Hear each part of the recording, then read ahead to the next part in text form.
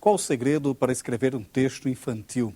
Na entrevista de hoje, vamos conversar com a escritora e jornalista Alessandra Roscoe, falando de sua carreira literária que começou com a necessidade de contar histórias para a filha. Alessandra nos revela os desafios e os pontos de inspiração para seu trabalho. Na Dica de Leituras, vamos falar de 2 livros infantis, Um Dia de Gato, de Valesca de Assis, e A Espermatolândia, de Matheus Cavalcante. O Leituras começa agora, conversando com a Alessandra Roscoe.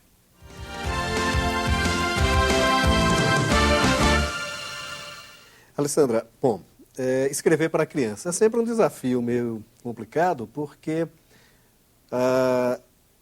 você fica no limiar ali, meio para não subestimar a inteligência da criança, né? Querer falar como uma criança, que é outro problema, pega aquela linguagem meio tati-bitate, meio gaga. E também não criar um texto que, de certa forma, agrida a criança, né? Quer dizer, como é que você trabalha isso? Como é o seu trabalho como escritora de livros infantis? Eu acho que a literatura não tem idade, né, Maurício? As crianças não podem, então, assim, literatura para criança, muito se confunde, achar que é textinho, cheio de diminutivozinho, cheio de, isso é assim, não é assim. A criança, ela sabe pegar um livro e é claro que a linguagem visual é muito importante, então assim, eu acho que a grande diferença, né, da literatura infantil é que a literatura infantil vai junto com o processo da ilustração e é arte, né? Então, seja a arte da palavra, seja a arte da imagem. O meu processo foi muito natural porque eu fui levada pelos meus filhos, né? Eu a vida inteira escrevi, eu publiquei minha primeira crônica com 9 anos de idade, numa antologia poética da Fundação Educacional, e sempre escrevi carta, diário, poesia, e como jornalista, né? Eu sempre brinco que como jornalista a gente conta história de verdade, de gente de verdade o tempo inteiro. E a minha filha me pediu para contar uma história que fosse nossa. E junto com ela nós criamos A Menina que Pescava Estrelas, que depois ela ilustrou, que virou um desenho animado no cinema. E sempre as situações do meu dia a dia eu tento relatar. E aí eu não tenho assim um método, né? É bem intuitivo e eu convivo muito com as crianças, então tem essa resposta. Por exemplo, a criança menor, ela se encanta pelo som da palavra, ela ainda não aprendeu a ler, mas ela gosta da narrativa, ela gosta de ouvir a história, ela gosta de pegar o livro e ver que aquela história é a história que alguém contou, né? Então, assim, meu filho começou assim, ele inventava as histórias do livro e contava da maneira dele. E eu fui percebendo que a criança menor gosta da rima, gosta do texto em verso, né? Então, a minha literatura foi caminhando junto com essa experiência de troca com as crianças. Agora, a troca familiar, tudo bem, né? Compreende-se ali até um certo momento, né? Mas isso, de certa forma, você perde, né? Porque as crianças crescem e tal, tem esse processo todo, né? Quer dizer, enfim. E aí, a continuidade desse trabalho? De certa forma, você acaba pegando um manancial aí de experiências. E como é que é retrabalhar isso também? E comigo foi engraçado porque as minhas histórias partem muito da convivência, das situações que eu vivencio com eles, né? Então, Jacaré Bilé foi uma cena que meu filho caiu num prato de sopa, a babá que ajudava a cuidar dele falou, esse menino vive Bilé. Eu falei, mas Bilé na minha terra é assim, eu já vi que no Nordeste era diferente, resolvi resgatar um pouco dessa cultura rica da gente, né? Na história do jacaré que não dorme à noite porque persegue a lua que ele acha que é uma tapioca gigante. E nas escolas, né? A partir do momento que que eu comecei a frequentar as escolas para contar as histórias, para conversar com as crianças, eles me dão muito em troca. E é engraçado porque eu tenho 3 filhos em fases completamente diferentes. E eu estou sentindo um bloqueio agora porque eu estou vivendo uma pré-adolescência muito intensa com a minha filha mais velha, que foi minha parceira que me trouxe para a literatura. E eu falei, eu não consigo escrever nada para a idade dela. Eu falei, eu vou ter que passar isso, né? E ao mesmo tempo eu tive um bebê há 1 ano, está com 1 ano e meio, e eu comecei a repensar essa questão. Eu lia para a barriga, né? E hoje está um boom, todo mundo fala em livro para bebê, que a literatura para bebê não é livro de borracha, não é livro de pano, né? E eu tive essa experiência empírica em casa porque eu contava, eu lia para a barriga. E a Luísa, que é a minha caçula, tem uma relação com os livros que é impressionante. Ela senta e pede para que a gente leia. Então, assim, ela o som, né? A voz. E o Felipe também. Então, assim, o amor pelos livros surgiu dentro de casa. E nessa percepção que a gente, como escritor, acaba tendo, né? Então você sabe como dizer, como direcionar essa história. E eu acho que a literatura não tem idade. Na minha visão, eu amo os livros infantis do Bartolomeu Campos de Queiroz, né? do Lígia Bojunga, e acho que não tem idade. A gente não precisa ser criança para ler e gostar, assim como a criança não precisa ser subestimada, né? Livro infantil não é livro cheio de diminutivo. Mas o que eu percebo também é uma relação curiosa, porque, por exemplo, naturalmente que... Mas isso é até frequente nas histórias em quadrinhos. Eu percebo que, por exemplo, os quadrinhos que eu lia na minha infância, eles tinham mais textos do que os que tem hoje. Isso eu percebo.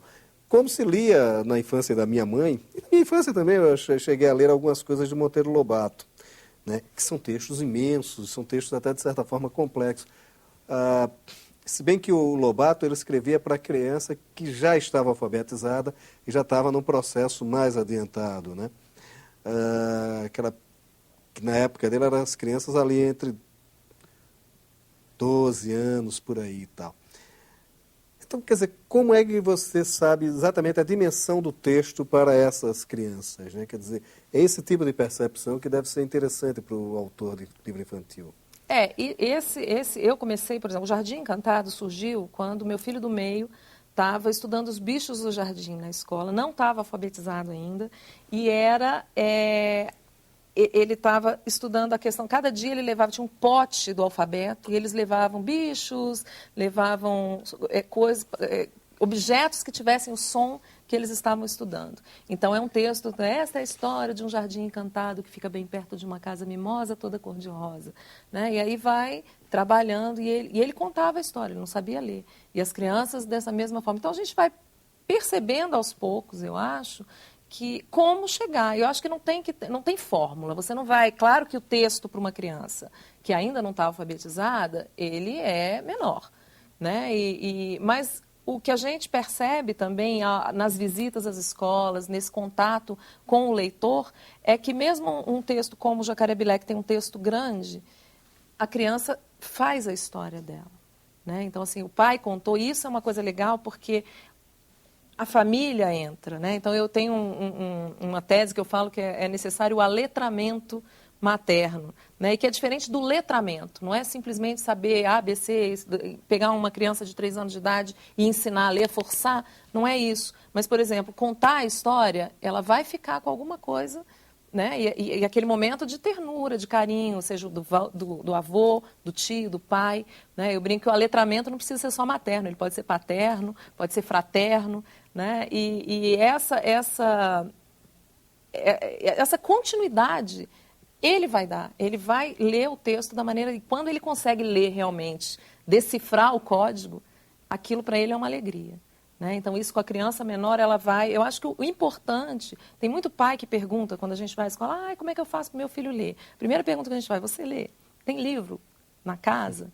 Né? Porque às vezes o pai fala, não, livro lá em casa é objeto, fica numa estante. Eu falei, não tem que ficar na estante, tem que ficar ao alcance, né? A criança tem que poder pegar, poder manusear, e ela vai gostar, porque coisa boa a gente gosta, né, Maurício? Então, não tem esse mistério todo que envolve.